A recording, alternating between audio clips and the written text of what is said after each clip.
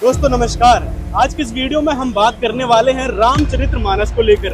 रामायण को लेकर बहुत सारे मिथ हैं और आम लोग मानते हैं कि रामायण में जो चीज लिखी है वो वास्तव में सत्य है। और कुछ लोगों का कहना है कि भाई गीता वेद पुराण तो दूर की बात है, यदि हमने रामायण पढ़ ली तो उसी से मोक्ष हो जाएगा, यानी कल्याण संभव है। रामायण पढ़ने मात्र से कल्याण संभव जो लोग मानते हैं उनको हम रामायण से यानी रामचरितमानस से कुछ ऐसे तथ्य दिखाने वाले हैं जिनको जानकर आप हैरान हो जाओगे कि हम जिस रामायण को पढ़ते आ रहे थे, सदियों से पढ़ते आ रहे थे, हमारी कई पीढ़ी बीत गई इस रामायण को पढ़ते हुए, और हमको ये सच्चाई आज तक पता नहीं थी, तो संत रामपाल जी महाराज ने आज हमारे समक्ष रखी है।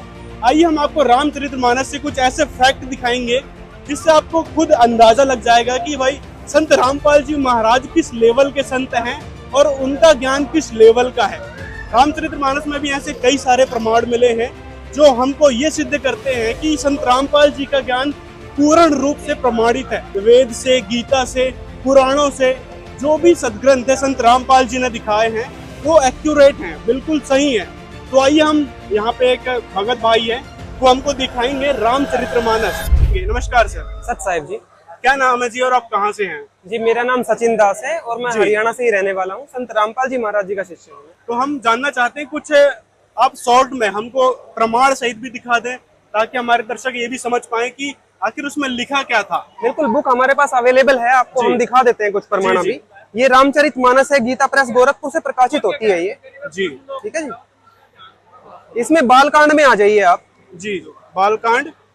बालकांड में दोहा नंबर 143 में आप देखिए जी। यहाँ पे क्या दिखाया गया है। नेति नेति जेहि वेद निरूपा निजानंद निरूपाधि अनुपा शंभु बिरंची विष्णु भगवाना उपजहि जासु अंश ते नाना। जिन्हें वेद नेति नेति यह भी नहीं कहकर निरूपण करते हैं, जो आनंद स्वरूप उपाधि रहित और अनुपम हैं, एवं जिनके अंश से अनेकों शिव ब्रह्मा और विष्णु भगवान प्रकट होते हैं। अब देखिए इसमें स्पष्ट रूप से बताया गया है कि मनु और शतरूपा जो सतयुग में हुए हैं उनके ज्ञान का आप लेवल देखिए। वो क्या यहाँ पे इसमें रामचरितमानस में उनके बारे में बताया गया है कि वो कह रहे हैं कि उस भगवान के बारे में हम बात कर रहे हैं जिनके एक अंश से सिर्फ अनेकों शिव ब्रह्मा और विष्णु भगवान प्रकट होते हैं। अभी तक हम यही सुनते आए थे कि रामचरितमानस में विष्णु भगवान अर्थात श्री रामचंद्र जी का ही ज्ञान दिया हुआ है, जबकि यहाँ पे उनसे आगे के बहुत सारे भगवानों का प्रमाण मिलता है। और भी आपको दिखाते हैं, देखिए अगले पेज जी। ये बालकांड का अगला पेज है। हाँ जी। सुनु सेवक सुरतरु सुरधेनु विधि हरिहर बंदित पद रेणु सेवत सुलभ सकल सुखदायक प्रंतपाल सच्चराचर नायक। हे प्रभु सुनिए, आप सेवकों के लिए कल्प वृक्ष और कामधेनु हैं। आपकी चरण रज की ब्रह्मा विष्णु और शिव भी वंदना करते हैं।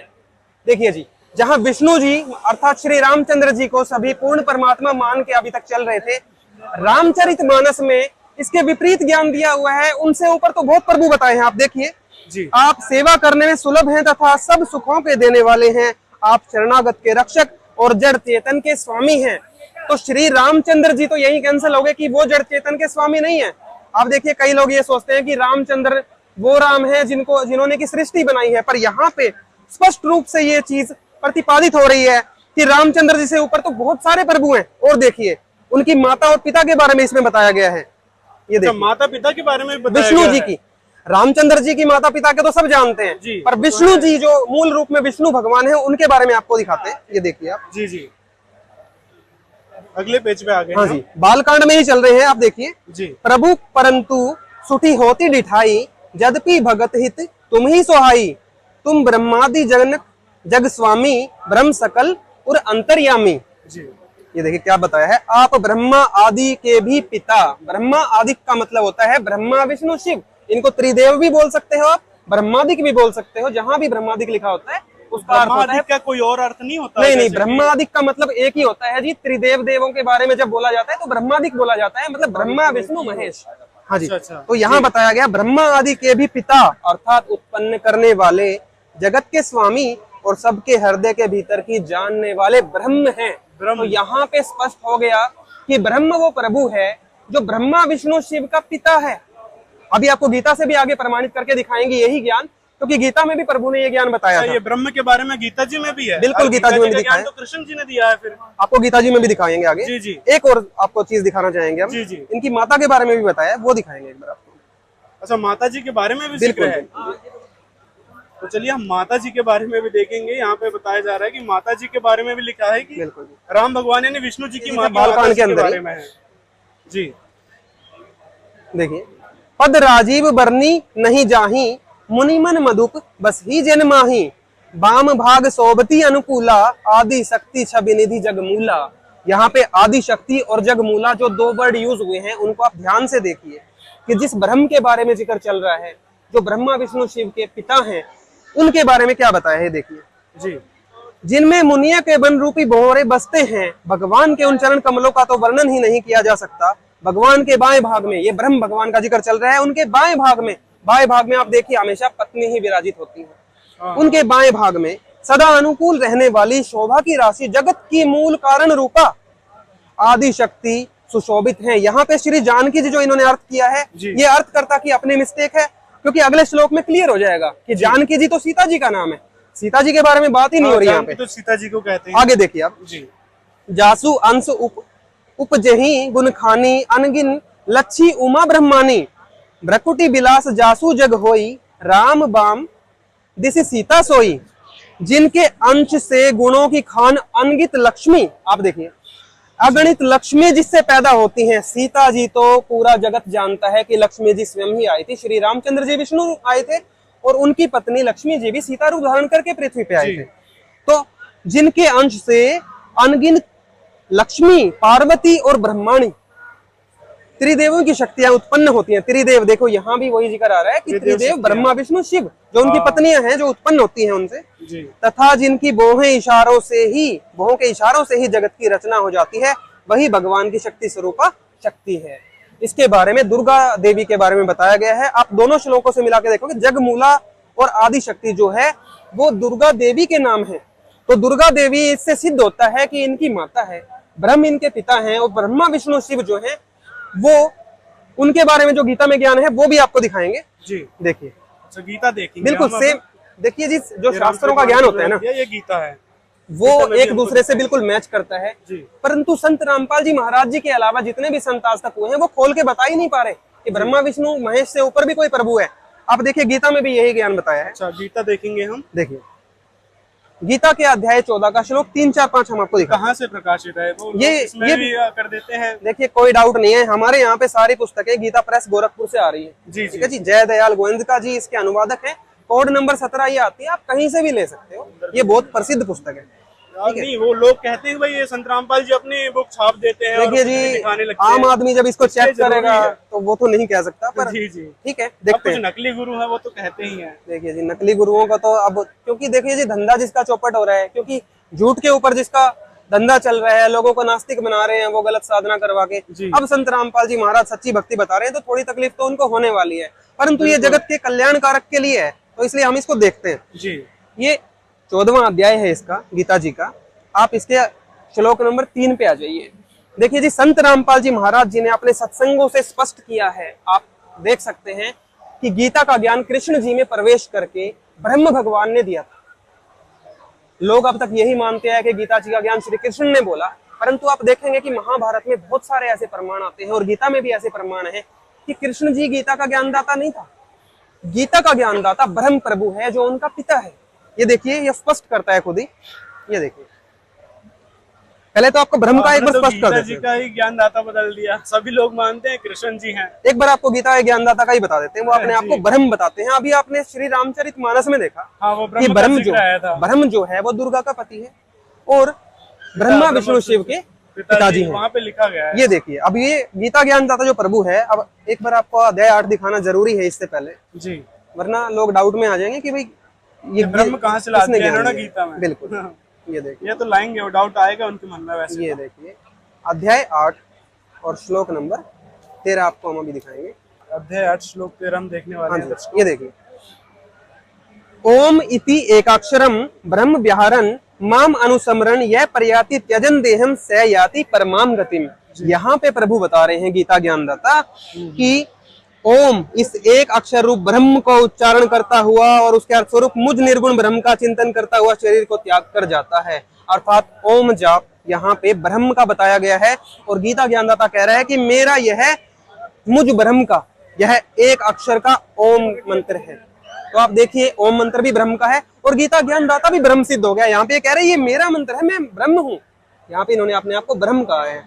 और देखिए अब आपको दिखाते हैं एक और प्रमाण कि ब्रह्म जो है उसको काल भी कहा गया है, क्योंकि वो काल बिल्कुल, क्योंकि उसको जीवों के आहार करने का, सूक्ष्म शरीर से गंध निकाल के खाने का जो उसको श्राप लगा है पूर्ण परमात्मा के द्वारा सतलोक में, उसके कारण उसको काल ब्रह्म कहा जाता है। वो भी आपको दिखा देते हैं, स्पष्ट कर देते हैं। ये देखिए, क्योंकि जब तक आप ये नहीं देखोगे तो आप उस प्रकरण को समझ ही नहीं पाओगे जहां पे वो ब्रह्मा विष्णु शिव और दुर्गा देवी को अपनी पत्नी और पुत्रों के रूप में जो प्रतिपादित कर रहे हैं गीता जी के अंदर, वो आप तभी समझ पाओगे जब आप ब्रह्म को समझ जाओगे और काल को समझ जाओगे। ये देखिए जी, गीता अध्याय 11 श्लोक 31 पहले देखिए। जब भयंकर रूप अर्जुन ने देखा प्रभु का जी, तो वो कांपने लगे और वो इतने बड़े योद्धा वहां क्या पूछ रहे हैं, मुझे बतलाइए कि आप उग्र रूप वाले कौन हैं। अर्जुन ने क्वेश्चन किया, क्योंकि अब आप देखिए कृष्ण जी तो अर्जुन जी के साले लगते थे, क्योंकि उनकी बहन सुभद्रा उनसे ब्याही गई थी। तो अपने साले से तो कोई पूछता भी नहीं है कि भाई आप कौन है। परंतु यहाँ पे जब इन्होंने अपना उग्र रूप दिखाया, जिसको विराट रूप कहा जाता है, वो दिखाने के बाद इन्होंने पूछा मुझे बतलाइए आप कौन हैं। तो अगले श्लोक में देखिए क्या जवाब दिया है, कालो अस्मि। कालो अस्मि का मतलब है मैं काल हूँ। ये देखिए, लोकों का नाश करने वाला बड़ा हुआ महाकाल हूँ। ये भी अर्थ में इन्होंने महाकाल कर दिया। काल कहो महाकाल कहो कोई इशू नहीं हमें, परंतु आप ये देखिए महाकाल तो शिव जी को माना जाता है एक प्रकार से। देखिए जी, आप आम लोग हैं, आपके दर्शकों से और आपसे हमारा चैलेंज है, आप किसी ग्रंथ में ये दिखाइए कि शिव जी को महाकाल कहा गया है। आपको हम 10 जगह प्रमाणित करेंगे कि महाकाल और काल जो कहा गया है वो उनके पिता के बारे में कहा गया है, ब्रह्म के बारे में। कि गीता जी में क्या बताया कि लोकों का नाश करने वाला बड़ा हुआ काल हूँ और इस समय इन लोकों को नष्ट करने के लिए प्रवृत्त हुआ हूँ। देखिए कृष्ण जी तो अर्जुन जी के साथ हमेशा ही रहते थे और युद्ध में भी शुरू से उपस्थित थे। उग्र रूप दिखाने के बाद वो कह रहे हैं मैं तो अभी प्रवृत्त हुआ हूँ सबको नष्ट करने के लिए। कृष्ण जी युद्ध नहीं चाहते थे, वो तो शांति दूत थे। जब युद्ध ना होता देखकर अर्जुन को भी युद्ध से हटता देखकर काल ने देखा कि भाई अब मैं कैसे मार के खाऊंगा जीवों को, तब उसने कृष्ण जी के अंदर प्रवेश करके गीता का ज्ञान देना पड़ा अर्जुन को युद्ध के लिए मनाने के लिए। अब देखिए, इन लोगों को नष्ट करने के लिए प्रवृत्त हुआ हूँ, इसलिए जो प्रतिपक्षियों की सेना में स्थित योद्धा लोग हैं वे सब तेरे बिना भी नहीं रहेंगे, अर्थात तेरे युद्ध न करने से भी इन सब का नाश हो जाएगा। मतलब काल भगवान को ये सब नाश करवाना था महाभारत वाला, तो वो कृष्ण जी के अंदर प्रवेश करके उन्होंने करवाया। अब आपको मेन चीज दिखाते हैं, ये देखिए अध्याय 14 अब आपको दिखाते हैं। और ये कॉन्सेप्ट उसी से रामचरितमानस से जुड़ा हुआ है, अब वो दिखाने वाले हैं आप। देखिए थोड़ा सा अगर रिकैप करें तो अभी तक श्री रामचरितमानस से हमारे गुरुजी के दिए हुए ज्ञान के आधार पर ये सिद्ध हो चुका है जी कि ब्रह्मा विष्णु शिव से ऊपर प्रभु रामचरितमानस में बताए हुए हैं, और बल्कि उस प्रभु को ऐसा बताया गया है जिसके चरणों की रज ब्रह्मा विष्णु महेश भी चाह रहे हैं, मतलब वो उनसे अलग हुआ। और रामचरितमानस को अभी तक विष्णु जी पे सेट अर्थात श्री रामचंद्र जी पे सेट करके जगत के लोग चल रहे थे, वो बिल्कुल गलत है। आप देखिए पूरा ज्ञान लीजिए एक बार, इसमें राम जी की भी बहुत महिमा है, परंतु उससे ऊपर प्रभु की भी महिमा है, वो भी आप जरूर जानिए। अब आप देखिए, अभी तक हम थोड़ा रिकैप करें तो उसमें श्री रामचरितमानस में हमें पता चला कि दुर्गा देवी, जिनको आदि शक्ति और जगमूला भी कहा जाता है, वो ब्रह्मा विष्णु शिव की जो पत्नियां हैं उनको भी उत्पन्न करने वाली है, और जो इनका पिता काल ब्रह्म है उससे ब्रह्मा विष्णु शिव उत्पन्न होते हैं। इतना क्लियर हो गया था। और गीता ज्ञानदाता जो प्रभु है जिसने श्री कृष्ण जी के अंदर प्रवेश किया, वो काल ब्रह्म है, इतना भी हम प्रमाणित कर चुके हैं। अब देखिए काल ब्रह्म और आगे के राज खोल रहे हैं, आप खुद देखिए यहाँ पे क्या बताते हैं। अध्याय 14 श्लोक नंबर 3 हम ले रहे हैं। हे अर्जुन, मेरी महत ब्रह्म रूप मूल प्रकृति दुर्गा देवी को ही एक संबोधन दिया जाता है। आपको देवी पुराण में हमारे गुरुजी के सत्संग में मिल जाएगा, और हम भी आपको दिखा देंगे कि प्रकृति देवी दुर्गा देवी का ही एक नाम है। ठीक है, ये देखिए, मेरी महत ब्रह्म रूप मूल प्रकृति संपूर्ण भूतों की योनि है, अर्थात गर्भधान का स्थान है, और मैं उस योनि में चेतन समुदाय के गर्भ को स्थापन करता हूँ। अब योनि में गर्भ को स्थापन तो पति ही कर सकता है जी, ये इसमें क्लियर किया हुआ है। ठीक है जी, उस जड़ चेतन के संयोग से सब भूतों की उत्पत्ति होती है, अर्थात सब प्राणियों की उत्पत्ति अब तक हम सुनते आए ब्रह्मा विष्णु महेश से हो रही है, परंतु यहाँ पे काल ब्रह्म कह रहा है कि दुर्गा और मुझसे ये सब हो रहा है। अगला श्लोक देखिए आप, और भी क्लियर हो जाएगा इसमें। हे अर्जुन, नाना प्रकार की सब योनियों में जितनी मूर्तियां अर्थात शरीरधारी प्राणी उत्पन्न होते हैं, प्रकृति अर्थात दुर्गा देवी तो उन सब की गर्भ धारण करने वाली माता है और मैं बीज को स्थापन करने वाला पिता हूँ। अब जब ये गीता के 3 श्लोक हो जाएंगे उसके बाद आपको देवी भागवत दिखाएंगे, जिसमें अभी कोई ये ना सोचे कि दुर्गा देवी के गर्भ में जो है विष्णु जी अर्थात कृष्ण जी गर्भ को स्थापन करते हैं, ऐसा बिल्कुल नहीं है। वो तो उनकी माता जी हैं और माता और पुत्र के बारे में ये बात तो सोचना भी गलत है। यहाँ पे आपको सिद्ध हो जाएगा कि ये माता पिता इनके काल ब्रह्म और दुर्गा देवी ही है। देवी भागवत से भी आपको क्लियर होएगा ये चीज। ठीक है जी। अगला श्लोक देखिए। हे अर्जुन, सत्वगुण अर्थात विष्णु जी, रजोगुण अर्थात ब्रह्मा जी और तमोगुण अर्थात शंकर जी, ये प्रकृति अर्थात दुर्गा से उत्पन्न तीनों गुण अर्थात तीनों देवता। अभी आपको हम ये भी क्लियर करेंगे मार्कंडेय पुराण से कि तीनों गुण ही तीनों देवता होते हैं, अर्थात रजगुण ब्रह्मा, सतगुण विष्णु और तमगुण शिव जी होते हैं। इनको आप त्रिदेव भी कह सकते हैं, इनको आप त्रिगुण भी कह सकते हैं। तो यहाँ पे त्रिगुण कह के संबोधन किया हुआ है। देखिए, हे अर्जुन, सत्वगुण, रजगुण और तमगुण ये प्रकृति से उत्पन्न तीनों गुण अर्थात ब्रह्मा विष्णु शिव ये दुर्गा से उत्पन्न तीनों देवता अविनाशी जीवात्मा को शरीर में बांधते हैं। अगर हम इनसे मोक्ष की आशा भी लगाते हैं ब्रह्मा विष्णु शिव से भी, तो यहाँ पे वो भी कॉन्सेप्ट बिल्कुल कैंसिल कर दिया कि ब्रह्मा विष्णु शिव का कार्य तो इनके माता पिता ने जीवों को शरीर में बांधने का लगाया है, मोक्ष का इनका कोई अधिकार नहीं दिया गया है। अभी आपको रामचरितमानस का कंटिन्यू करते हैं। इतना गीता से क्लियर हो गया कि रामचरितमानस का ज्ञान गीता में भी पूरा मैच कर रहा है और संत रामपाल जी महाराज जो उसकी व्याख्या कर रहे हैं वो बिल्कुल सही मैच कर रही है। और संत तो अभी तक विष्णु जी से आगे बता ही नहीं पा रहे हैं। अब आप देखिए, रामचरितमानस के कुछ और तथ्यों की पड़ताल हम करने वाले हैं यहाँ पे कि रामचरितमानस में लिखा क्या है। ये देखिए हमको तीनों गुण अर्थात अभी आपको जैसे क्लियर हो गया कि तीनों गुण तीनों देवों को ही कहते हैं, ब्रह्मा विष्णु शिव कहो या 3 गुण कहो, एक ही बात है। अब आप आइए रामचरितमानस के, ये देखिए रामचरितमानस में अरण्य कांड के अंदर हम पढ़ रहे हैं। ये देखिए पेज नंबर भी आप नोट कर सकते हैं जी, ठीक है, 624 पेज नंबर चल रहा है। अरण्य कांड। ज्ञान मान जह एक नाही, देख ब्रह्म समान सब माही, कहिए तात सो परम विरागी, तरन सम सिद्धि 3 गुण त्यागी। ज्ञान वह है जहां मान आदि एक भी दोष नहीं है और जो सब में समान रूप से ब्रह्म को देखता है। ये ब्रह्म की महिमा चल रही है, आप देखना। हे तात, उसी को परम वैराग्यवान कहना चाहिए जो सारी सिद्धियों को और तीनों गुणों को तिनके के समान त्याग चुका है। तीनों गुणों अर्थात ब्रह्मा विष्णु शिव को अगर कोई इष्ट रूप में मान के या इन तीनों में से किसी एक देव को इष्ट रूप में मान के पूजता है तो वो गीता जी और रामचरितमानस के विरुद्ध भक्ति कर रहा है, जिससे उसकी भक्ति शास्त्र विरुद्ध हो जाती है। इनको इष्ट रूप में पूजने के लिए देखिए यहाँ पे मना किया गया है कि उनको त्याग देना है तीनों गुणों को। आपको यही चीज गीता जी में भी हम दिखा देते हैं प्रमाणित करके। ये देखिए, अब गीता जी उठा लेते हैं। गीता जी अध्याय 7 आपको दिखाते हैं अभी। यहाँ पे क्या कहा जा रहा है ब्रह्म काल के द्वारा गीता जी में, अध्याय 7 और श्लोक 15। आप ये देखिए, पीछे से पहले अध्याय 7 श्लोक 14 भी ले लेते हैं, इससे पहले भी दिखा देते हैं ताकि समझ में आ जाएगा किसका जिक्र चल रहा है, क्योंकि गीता एक डिस्कशन के रूप में चल रही है तो पिछले श्लोक से हमें पता चल जाएगा। हाँ देख लेते हैं। क्योंकि यह अलौकिक अर्थात अति अद्भुत त्रिगुणमयी मेरी माया। त्रिगुण का मतलब अभी आपको जो स्पष्ट किया था, बिल्कुल आप त्रिगुण कहो या ब्रह्मा विष्णु शिव कहो या त्रिगुण कहो, एक ही बात है। मेरी माया, ये जो ब्रह्मा विष्णु शिव रूपी मेरे पुत्र हैं जो मैंने इनको बना के ये माया रूपी जाल बनाया है, ये बड़ी दुस्तर है, बहुत खतरनाक है। परंतु जो पुरुष केवल मुझको ही निरंतर भजते हैं, यहाँ भी देखिए ब्रह्मा विष्णु शिव से अपर है ये प्रभु, मुझको ही निरंतर भजते हैं, वे इस माया को उल्लंघन कर जाते हैं। अब यहाँ ब्रह्मा विष्णु महेश से अलग भगवान साबित, बिल्कुल ब्रह्मा विष्णु शिव से ऊपर है उनके पिता ब्रह्म। वो कह रहे हैं कि जो ब्रह्मा विष्णु शिव तक अटके हुए हैं, अभी उनका ज्ञान दिया, पर जो उनको पार करके मुझको भजते हैं वो इस माया को उल्लंघन कर जाते हैं। त्रिगुण से ऊपर की उनको भक्ति शक्ति मिलती है। आगे श्लोक में देखिए, इस माया के द्वारा, त्रिगुणमयी माया का जिक्र चल रहा है, ब्रह्मा विष्णु शिव के द्वारा जिनका ज्ञान हरा जा चुका है। अब देखिए गीता में आप कितनी संज्ञाएं दी है, किस प्रकार की 4 आप गालियां कह सकते हैं, इस प्रकार की संज्ञा गीता जी में ब्रह्मा विष्णु शिव को इष्ट रूप में जो मानकर पूज रहे हैं उनके लिए दी गई है। त्रिगुणमयी माया के द्वारा जिनका ज्ञान हरा जा चुका है, वे ऐसे असुर स्वभाव को धारण किए हुए, मनुष्यों में नीच दूषित कर्म करने वाले और मूढ़ लोग मुझको नहीं भजते।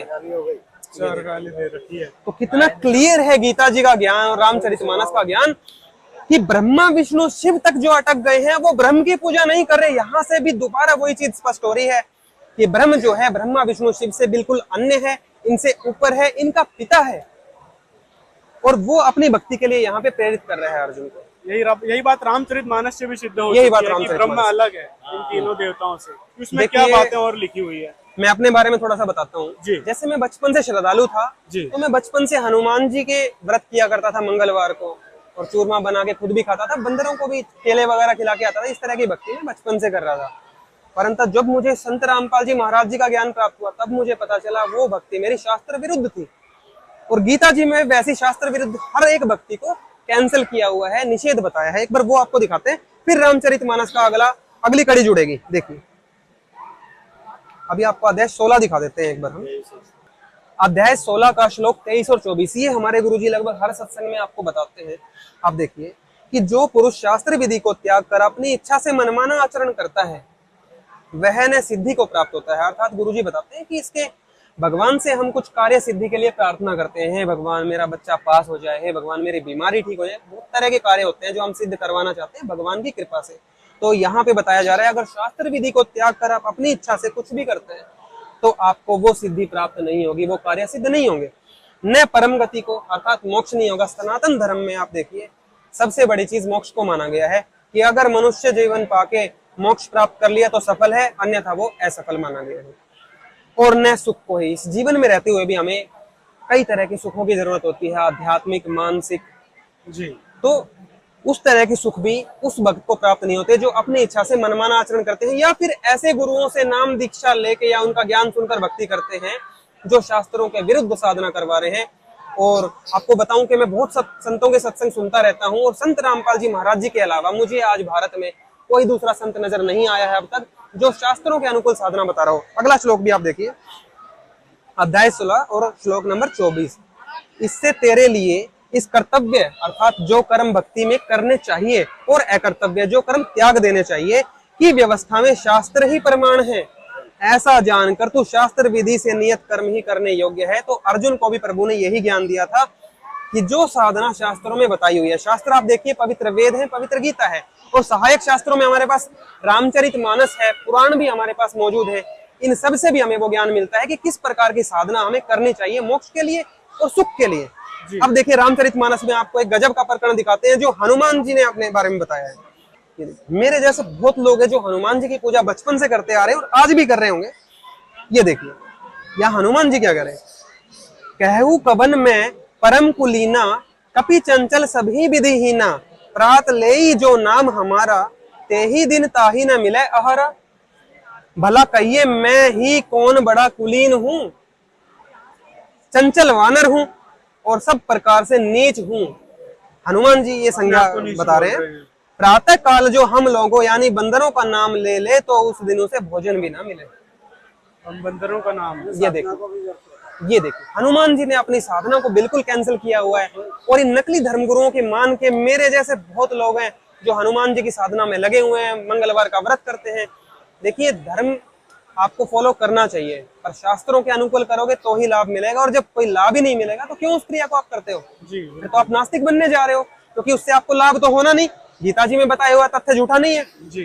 तो इसलिए समाज नास्तिक की तरफ बढ़ रहा है क्योंकि वो शास्त्रों के अनुकूल साधन नहीं कर पा रहा है। संत रामपाल जी महाराज जी एकमात्र संत हैं। आप देखिए श्री रामचरितमानस से उन्होंने इतने प्रमाण दिखा दिए कि विष्णु जी तक जो लोग अटके पड़े थे अब उनको इसमें भी, इस पवित्र शास्त्र में भी इतने गूढ़ रहस्य मिल रहे हैं उनके माता पिता को लेके, और पूर्ण परमात्मा की भी इसमें महिमा की गई है। और भगवत गीता से भी आपको दिखा दिया गया है। आपको और प्रमाण दिखाते हैं, जैसे एक प्रकरण रामायण में आया था कि जब श्री रामचंद्र जी को समुद्र के अंदर से पार करके लंका में जाना था, सीता जी की खोज हो गई थी, तो उस समय उनको जरूरत पड़ी थी पुल बनाने के लिए। तो उन्होंने आपने देखा होगा कि उन्होंने लंका पे पुल बना दिया, लंका के लिए समुद्र के ऊपर पुल बना दिया। तो कई लोग तो कहते हैं कि हनुमान जी ने ना राम राम लिख दिया था उसके ऊपर। हाँ, श्री राम लिख दिया था, श्री राम लिख दिया था, ऐसा हमने भी सुना था जी। हमारे गुरुजी ने क्लियर करके बताया कि हनुमान जी तो शुरू से ही भगत आदमी थे, वो भक्त आत्मा थे, और वो तो श्री रामचंद्र जी को मिलने से पहले भी राम राम पेड़ों पे भी लिखा करते थे पहले से। उनकी ऐसी साधना भक्ति थी उनके अंदर। आपको रामायण से वो प्रकरण दिखाते हैं, जब समुद्र के ऊपर पुल बना था तो कुछ लोग कहते थे कि हनुमान जी ने राम लिखा। नहीं जी, हनुमान जी के राम लिखने से पत्थर नहीं तैरे थे। दूसरी बात, वो कहते हैं नल नील के हाथ में करामात थी और उनके हाथ से पत्थर तैर जाते थे, इसलिए वो पुल बन गया। तो जी इस चीज का थोड़ा सा कनेक्शन बनता है, क्योंकि नल नील के जो गुरुजी थे वो उस समय कबीर परमेश्वर आए हुए थे। वो चारों युगों में जो आते हैं, तो परमात्मा मुनिंदर नाम से त्रेता युग में प्रकट थे। कबीर सागर में आपको उसकी पूरी जानकारी मिलेगी। अब क्या किया कि नल नील ने उस दिन अभिमान कर लिया, जब श्री रामचंद्र जी ने उनको बुलाया तो अपने गुरु को उन्होंने सम्मान नहीं दिया और खुद ही बिना गुरु को याद किए और पत्थर लेके चल पड़े तैराने के लिए, और पत्थर उनके हाथ से डूब रहे थे। तब समुद्र देव प्रकट हुए थे, मतलब एक विप्र का रूप बना के, और जो जल के देवता होते हैं वो प्रकट हुए और उन्होंने आके श्री रामचंद्र जी से कहा कि आपकी सेना में ये नल नील नाम के जो 2 सैनिक हैं, जिनको मैंने बताया था कि इनके कहने से पत्थर तिर जाएंगे, परंतु आज इन्होंने अभिमान कर लिया तो इसलिए ये पत्थर नहीं तैर रहे हैं, इनके हाथ की शक्ति चली गई है। ठीक है, उस शक्ति का जिक्र इसमें भी आता है, वो हम आपको दिखाएंगे। और वो पुल फिर श्री रामचंद्र जी ने प्रार्थना की मुनिंदर ऋषि से, वो कबीर परमेश्वर से जो उस टाइम आए हुए थे, तब उन्होंने अपनी सोटी से और एक पहाड़ के चारों तरफ रेखा खींची और वो पत्थर हल्के हो गए थे, उनसे पुल बनाया गया था। ये बात तो रामचरितमानस में कहीं लिखी नहीं है। रामचरितमानस में, रामचरितमानस में आइए आपको एक प्रकरण दिखाते हैं। ये देखिए सुंदरकांड के अंदर देखिए, आखिरी दोहे चल रहे हैं बिल्कुल। ये देखिए, नाथ नील नल कपि 2 भाई, लरिकाएं ऋषि आशीष पाई, तिनके परस किए गिरि भारे, तारे ही जल्दी प्रताप तुम्हारे। समुद्र ने कहा, अभी आपको बता दें, समुद्र देव ने प्रकट होके कहा था, हे नाथ, नील और नल 2 वानर भाई हैं, उन्होंने लड़कपन में ऋषि से आशीर्वाद पाया था। ये देखिए, नल और नील के हाथ में भी जो करामात थी जिसकी वजह से उनको आगे बुलाया गया था, वो उन्होंने आशीर्वाद पाया था ऋषि से। अब वो ऋषि कौन है, इसकी जानकारी आपको कबीर सागर में मिल जाएगी कि वो ऋषि मुनिंदर ऋषि थे और वो कबीर परमेश्वर ही प्रकट थे, जो चारों युगों में लीला करते हैं। तो त्रेता युग वाली लीला में एक प्रकरण हो रहा था, उनके स्पर्श हो जाता है दोस्तों कि नल नील को जो है एक ऋषि के द्वारा आशीर्वाद मिला था। बिल्कुल, उनके स्पर्श कर लेने से ही भारी भारी पहाड़ भी आपके प्रताप से समुद्र पर तैर जाएंगे। तो क्या कह रहे हैं कि नल नील के हाथ में जो आशीर्वाद है, समुद्र देव कह रहे हैं कि उनसे ही वो तैर जाएंगे। परंतु आपको बताना चाहेंगे कि परमात्मा बताते हैं कि जब नल नील ने अभिमान किया तो उनके हाथ से वो शक्ति भी जाती रही, क्योंकि गुरु का सम्मान ना करना शिष्य के लिए जहर के समान है। और वो नल नील से गलती हुई और उनके हाथ से वो शक्ति चली गई। तब मुनिंदर ऋषि ने खुद प्रकट होकर श्री रामचंद्र जी की मदद की और तब वो लंका पहुंच पाए थे पुल बनाने के बाद। जी ठीक है जी। और बताइए हमको सर, क्या क्या और तथ्य हैं रामचरितमानस के और जो लोग आज तक जान नहीं पाए हैं? देखिए कितने प्रकरण आपको दिखाए। उत्तरकांड में आप देखिएगा, उत्तरकांड में लिखा हुआ है यहाँ पे जी, कोठिन चतुरानन गौरीसा, अगणित उड़गन रवि रजनीसा, अगणित लोक पालजम काला, अगणित भूधर भूमि विशाला, करोड़ों ब्रह्मा जी और शिव जी, अनगिनत तारागण सूर्य और चंद्रमा, अनगिनत लोकपाल यम और काल, अनगिनत विशाल पर्वत और भूमि। आप देखिए इसमें जिक्र चल रहा है कि इस तरह के देव, ब्रह्मा जी और शिव जी जैसे देव अनगिनत और करोड़ों हो चुके हैं। तो अगर हम इनको इस रूप में मान के अभी तक चल रहे हैं, ब्रह्मा जी और शिव जी के साथ आप विष्णु जी को भी ले सकते हैं, क्योंकि पीछे प्रकरण आ चुका था ब्रह्मादिक का। तो यहाँ पे अगर नहीं भी लिखा तो भी बिल्कुल ऑटोमेटिकली क्लियर है कि ब्रह्मा विष्णु शिव तक की भक्ति से वो मोक्ष प्राप्त नहीं होता, वो परमात्मा प्राप्त नहीं होता है। और आपको दिखाना चाहेंगे 1-2 प्रकरण जी। उत्तरकांड में ही है ये प्रकरण। देखिए, नहीं दरिद्र सम दुख जग माही, संत मिलन सम सुख जग नाही, पर उपकार बचन मन काया, संत सहज स्वभाव खगराया। देखिए संतों की कितनी महिमा बताई गई है। आप देखिए, जगत में दरिद्रता के समान दुख नहीं है तथा संतों के मिलने के समान जगत में सुख नहीं है। और हे पक्षीराज, मन वचन और शरीर से परोपकार करना यह संतों का सहज स्वभाव है। देखिए संतों की महिमा। अब कुछ लोग ये मानते हैं कि भाई हम बिना गुरु बनाए, बिना संतों की शरण ग्रहण किए भी हम रामायण पढ़ लेते हैं, हमारा कल्याण हो जाएगा। रामायण में देख तो लो क्या कहा गया है। अब आप रामायण और महाभारत और गीता सब कुछ पढ़ते हैं, परंतु आचरण उसके अनुसार नहीं करेंगे तो आपका कल्याण असंख्य जन्म में भी संभव नहीं है। संत रामपाल जी महाराज कहते हैं कि जो आप पढ़ रहे हैं वो करने के लिए है, ये चीजें कर पाड़ने की हैं। उन संतों की तलाश करने के लिए गीता जी में भी बताया गया है गीता जी में अध्याय 4 श्लोक 34 में आप देख लीजिएगा, आपको हम वीडियो प्रोवाइड कर देंगे। उसमें भी बताया है कि तत्वदर्शी संत की तलाश करके अर्जुन को ज्ञान दे रहे हैं प्रभु, और उसको दंडवत प्रणाम करो और उनकी कृपा से ही तुम्हें परमात्मा तत्व का जो है भली भांति ज्ञान होगा, और तभी तुम्हें मोक्ष की और परमात्मा की प्राप्ति हो सकती है। तो इस प्रकार संतों की महिमा हर एक शास्त्र में की गई है। तो जो लोग बिना गुरु बनाए साधना कर रहे हैं उनको सोचने की जरूरत है। अब देखिए, श्री रामचंद्र जी ने भी तो गुरु बनाए, वशिष्ठ जी को गुरु किया। कृष्ण जी को हम भगवान मान के पूज रहे हैं, कृष्ण जी ने भी तो दुर्वासा ऋषि जी को गुरु बनाया। तो जब राम और कृष्ण जी ने भी गुरु बनाए तो हमारी क्या औकात है कि हम बिना गुरु बनाए साधना करें। कम से कम उन महापुरुषों के आचरण को हम उस तरह से फॉलो करें जो वो हमें बता के गए हैं। या फिर मनमुखी गुरुओं की हम कुछ भी मान लेंगे, किसी को भी गुरु बना लो, कैसे भी साधना कर लो, या गुरु मत बनाओ, तुम साधना कर लो, कुछ भी मंत्र जाप कर लो और आपका मोक्ष हो जाएगा। वो जो गुरु आपको ऐसा कह रहा है वो आपके दुश्मन के समान है।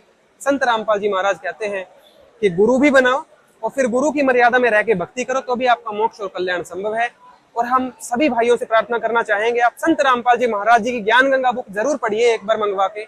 उसके लिए 8193819381 यहाँ आश्रम का नंबर है, मिस कॉल आपको करना है और आपके एड्रेस हम खुद ही फोन करके नोट करेंगे। और जहां भी पूरे विश्व में आप बुक मंगवाना चाहते हैं संत रामपाल जी महाराज जी की, जीने की राह या ज्ञान गंगा, कोई भी एक पुस्तक आप बिल्कुल फ्री में प्राप्त कर सकते हैं। हम आपका पल के बिछाए इंतजार कर रहे हैं कि आप भी हमारे आश्रम में आके यहाँ पे इस ज्ञान को समझिए। देखिए, ये न्यूज वाले आज भाई आए हैं तो इनको इतना ज्ञान आज यहाँ प्राप्त हो रहा है, आप भी यहाँ पे आके ज्ञान भी प्राप्त कर सकते हैं। यहाँ भोजन भंडारा संत रामपाल जी महाराज कर रहे हैं, दहेज मुक्त समाज का निर्माण कर रहे हैं, नशा मुक्त समाज तैयार हो चुका है। तो इस भले काम में आप भी अपना कल्याण करवा सकते हैं और आपको भी हम सतलोक आश्रम में सादर आमंत्रित करते हैं। सत साई।